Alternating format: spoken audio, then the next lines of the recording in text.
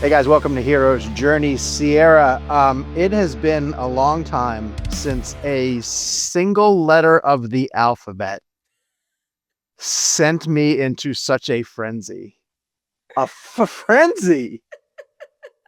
What a segue. I mean, I like the whole internet. It's not just you. All of us, we looking at that beautiful big bold R Yeah. uppercase, and we're thinking to ourselves, our boy is coming. All right, so we obviously are talking about Absolute Robin. And before we get into like the impact of Absolute Robin on this universe, I got to give props to Scott Snyder and the work that he's doing in the Absolute Batman line specifically, because he has mastered the art of promotion. Like on social media for days leading up to this, he just showed a picture of Bruce, Absolute Bruce, standing there with his chest axe in hand.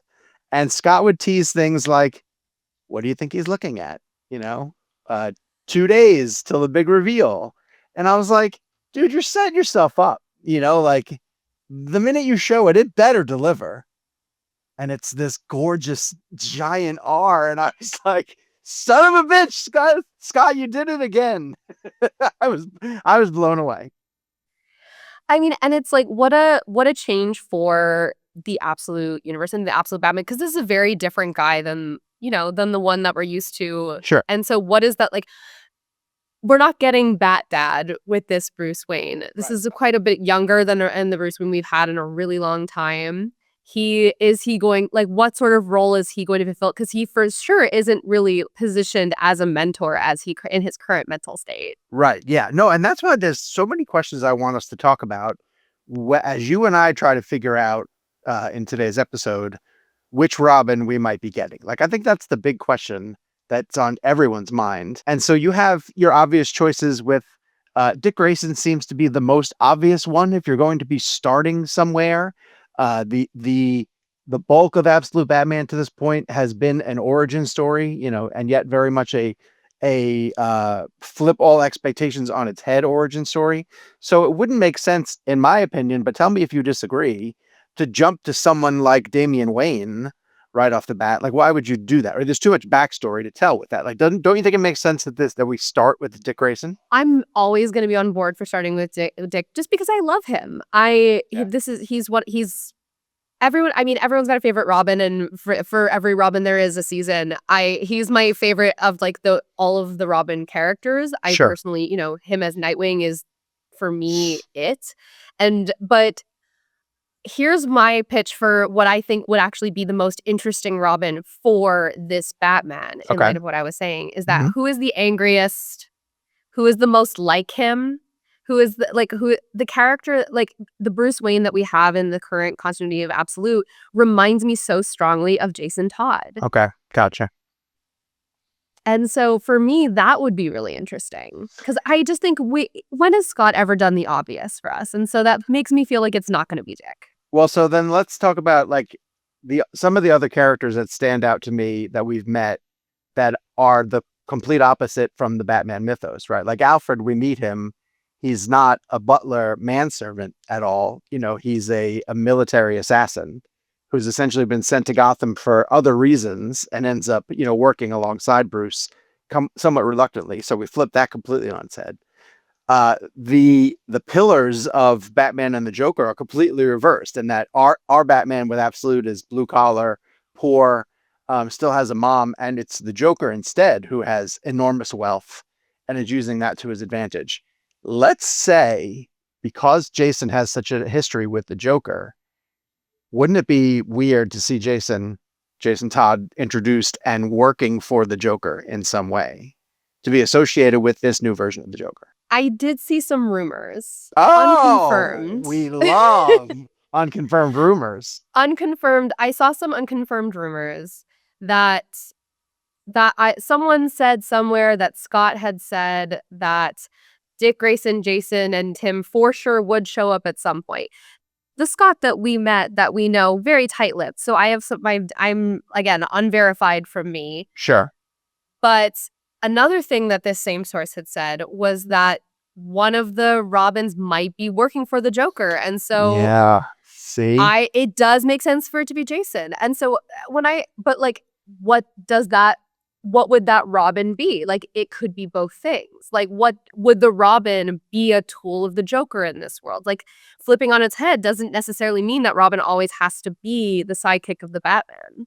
No, exactly. Yeah, and I think that they will not be partners in this iteration, at least off the bat. If anything, I think that they're going to be adversaries in some way, shape, or form, and maybe they'll figure out a way to work together eventually. We do have a Red Hood gang, which does, that's led by Harley Quinn, weirdly, because again, we're twisting the narrative as much as we can. There's something else too about this reveal, Sierra, that I find really exciting in that there's already a logo. There's already like this character that we meet is already Robin, right? Like it's not like we're going to which points me away from Dick Grayson again also because he's very much like there was a tragedy. Like, I don't think we're going to get the circus. I don't think we're getting any of that, In the same way that, like, Bruce's origin, his father doesn't die in an alley. He dies, on a class trip, and it's a school shooting commentary. I think we're getting away from all the traditional stuff that comes with Robin anyway. So the R and the logo says to me that this is already an established person. And we're going to be deep into a story of who this character is. And so I don't expect to see any of the real connections that bond Bruce Wayne to whomever this Robin is.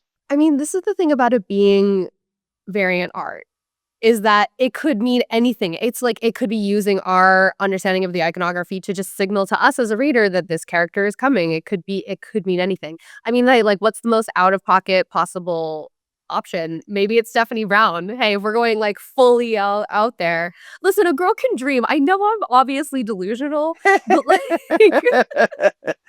No, I like that you have hopes. Let me ask you this. Would you have been more blown away if the logo revealed was Nightwing instead? Well, what's blown away? No, okay, so that's because Scott, as you said, the master of his craft of the tease, I wouldn't have those same questions. We wouldn't be talking about it in this same way of like Sure. what is going to happen. I wouldn't be like, I'm gonna read it anyway, but I wouldn't be like, I have to pick this up. I have to know which Robin is it, which is like, what does this mean? Yeah. Because I know who my boy is. I know who Nightwing is. Like that's gonna have a different connotation for sure. I'd be excited. I'd be thrilled. But would I be like blown away? Like, what is this? Probably not. I want to touch on some of the memes that broke out immediately following the announcement. The funniest just being people assuming what Robin is going to look like. There is a shot from the animated Teen Titans Go that shows that Robin, who is extremely funny to me. Like, I love that version of Robin. My kids grew up on Teen Titans Go, and he is just steroided up. I mean, he looks like Bane essentially. So the physicality of what this Robin could look like, I think, is really intriguing. I mean, Scott could go in a completely different direction with who it's going to be, and we've also seen. So we're seeing currently people who are caught up to episode 16 or issue 16 and 17, the physical alterations that are being done to characters like the Joker. The Joker is literally a monster in this run of comics. Poison Ivy again has these supernatural-esque powers and looks monster-esque. Like Robin, there's a possibility that Robin might not even be human in the way that they played with characters. That Robin might not be any of the Robins that we know. Wow, wouldn't that be amazing? What if Absolute introduces a brand new Robin? Would you like that? Like, I wouldn't say that I would like it, because what I have appreciated most from the series so far is how they have at least taken recognizable characters like Harvey and Oz and Edward, to make them Bruce's childhood friends, that then get deeply altered to become to start on a path to their rogues gallery. But then, like with Selena, there's still a romantic push and pull, and she's constantly running away, which is very reminiscent of the traditional Batman Catwoman. So I do like keeping it somewhat in the stratosphere of this is what we recognize, but we're gonna spin it somehow. But I mean, honestly, everything that Scott's done up to this point has earned him the opportunity to do whatever he wants. I do want to kind of call out, while I did say earlier that Damian Wayne would be bizarre, we have met the Aghouls over in Absolute Superman. Talia is a character, Raish is a character, Raish is in prison right now. So they could jump that far ahead if they wanted to, but it's again, seems like a bit of a stretch. I mean, this is the thing about the Absolute line, is that truly the world is your oyster. Yeah. Anything can happen. And I think that's what people find so exciting about this line, is that we, especially with these characters who have been, we know them, they've been around since the 20s, since the 30s, the 40s. They're so set in their ways and like as we understand them in most continuity, that it's so rare for us to be able to like be truly surprised by a Batman story, by a Superman story, by a Wonder Woman story. And so it makes perfect sense to me that like the thing that is exciting is that anything can happen and anything will. And that's why we can't stress enough the success of this experiment has just been so good for comics, storytelling. Like you're seeing reprints upon reprints upon reprints of the initial runs of primarily Absolute Batman. Like the Absolute books are doing well. I'm actually deep into Absolute Martian Manhunter. I read the first two, and then I was like, okay, this is going to be something special. I'm going to wait for a chunk of them to sort of pile up. And then the last week or so, I burned through and have caught up to everything that's run up to this point. It's really fascinating. They're doing a terrific job over there on that book too. But just the revitalization and people being interested in these characters goes to show that, like you say, for how many years they've been around, for artists to come up with new and original ways to tell and retell this story goes back to the fact that you can just show me an R and I'm like, oh my God, here we go. This is going to be great. What could this mean? It's the collective experience also. There is something really fun about experiencing it all together, like experiencing the memes, the roided up Robins, the like, what could this be? The jokes about the jokes about the Superman versions of them. Anyway, I just think it's such a beautiful thing that we're all getting to do this together. Let me ask you a question. Do you want to see a Robin in the Pattinson films? I mean, I'm always going to. I think that I find it hard to imagine that version of the character with a Robin, but I think it's because they have so many balls in the air already. Like everything we've heard about, like what was the list of all the villains that we have confirmed in the second Batman movie, and then we also have Scarlett Johansson confirmed, but we don't know who she's playing. Like, there's so many balls in the air that I'm like, Sebastian Stan. Let's hold off. Yeah. And also, if I'm gonna be, if I get one choice, I would say that I want like the James Gunn version of Batman. I want the Brave of the Bold. I want that version to be the one that has a Robin. If I only get to choose one, that makes sense. Well, so if you've do you feel differently though? No, I agree with that. I want some justice for Robin. I don't think Robin has been done properly on the big screen yet. I like that James Gunn has announced that a Brave and the Bold project is in the hopper, but we don't get any real news on it. If it happens, it's not going to happen for years to come.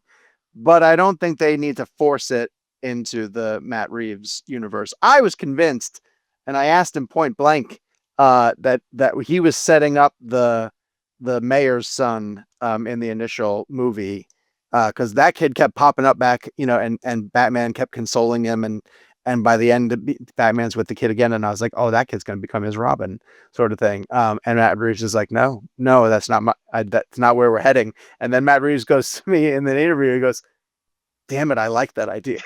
He was like, so you can have it if you wanted to give me partial credit for it. I felt that way about the kid in the Dark Knight, though. I was like, Robin.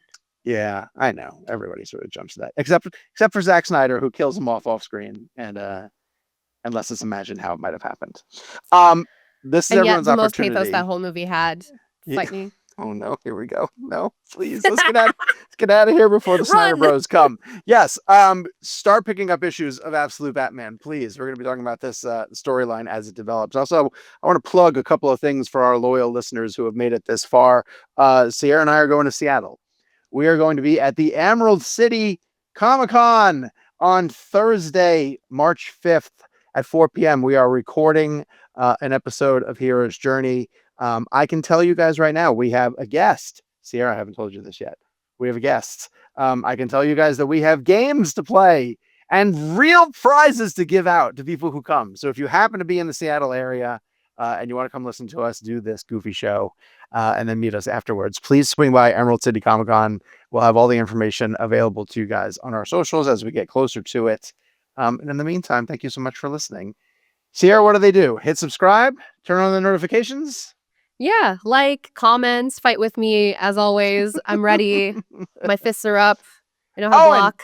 tell us in the comments which Robin you think it should be, Wanda to be, would be really mad if it is. And if you say Tim Drake, who we kind of skipped over in this episode, I will fight you. Listen, hey, it's middle child syndrome. It certainly is. I know. There's far more interesting Robins, and I think that's what we're going to get. There are. Now who's going to get fought in the comments? Not me, and not Scott Snyder. Thank you, Scott. Talk to you soon. Bye, everyone.